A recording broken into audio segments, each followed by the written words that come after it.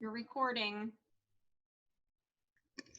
I mean, of course, I'll edit it, but you can come and sit down and adjust the camera however you want to adjust it. Thanks, Linda. Then just tell me when you're done so I can save it and. Okay.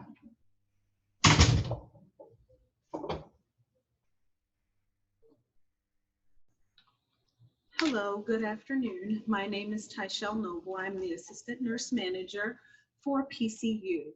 Today, I will be talking to you all about oxygenation of your patients. If your patient comes into the hospital and they are on oxygen, they require oxygen supplement during their stay, along with promoting patient mobility. So let's start with oxygenation. Oxygenation is important. So oxygenation is part of the vital signs for our patients. So we want to check our patients' O2 stats on room air. We want to document it, with every set of vital signs as well as PRN as needed. If your patient comes in the hospital and they are on home O2, we just want to make sure that prior to discharge that we're able to get them back down to their baseline home O2 saturation or level. And if not, that we are documenting appropriately that the patient is unable to tolerate now that level. For instance, if they generally are on 2 liters at home, but now are requiring 4 liters of oxygen, we want to make sure that's documented because that helps to, with the discharge planning and facilitation of this patient. If your patient comes into the hospital and they are requiring oxygen supplementation during their stay for some sort of reason and they're not on home O2, then we want to make sure that we're documenting that for care management and social work in order for them to be able to provide the necessary resources for this patient to go home with home O2. So we want to do that in the ad hoc home oxygenation evaluation form. So we want to make sure that we are intervening and attempting to wean our patients off oxygen in a timely manner, as well as trying to wean them back down to their baseline if they are on home O2. So we want to make sure that we're documenting any sort of ambulatory saturations for these patients in a timely manner so that we're not holding up discharge in any sort of manner. Again, with patient mobility, we want to promote early ambulation, possibly day 1 or less than from the time of admission. We want to do that in order to prevent any unnecessary physical therapy evaluations or unnecessary placements to rehab because our patients are deconditioning. So early ambulation means assessing your patient's ability to ambulate, assessing what they're able to do from the start of their admission.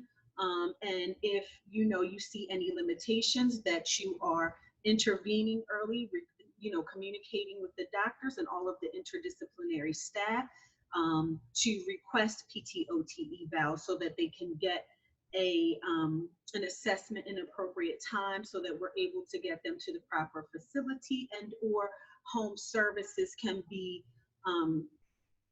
provided to them in a timely manner that we're not holding up discharge. Again, we don't want our patients to decondition. So if your patient is unable to get out of bed and get in the chair or ambulate, we want you to try chair mode.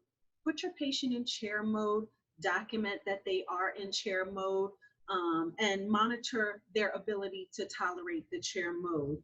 And, like I said, document that information into Cerner and communicate all necessary information to the provider and appropriate multidisciplinary clinicians in order to ensure that we get the proper evaluations and that our patients are either going home in a timely manner or they're getting the type of help that they need at discharge. Thank you so much. We appreciate all that you do.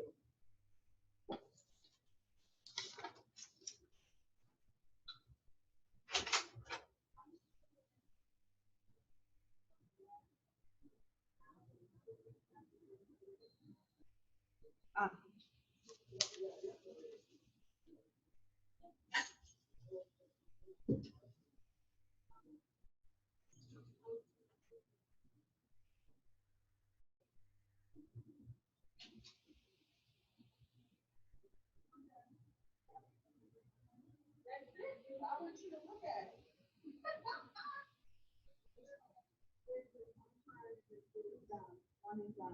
I said a lot of but that's okay.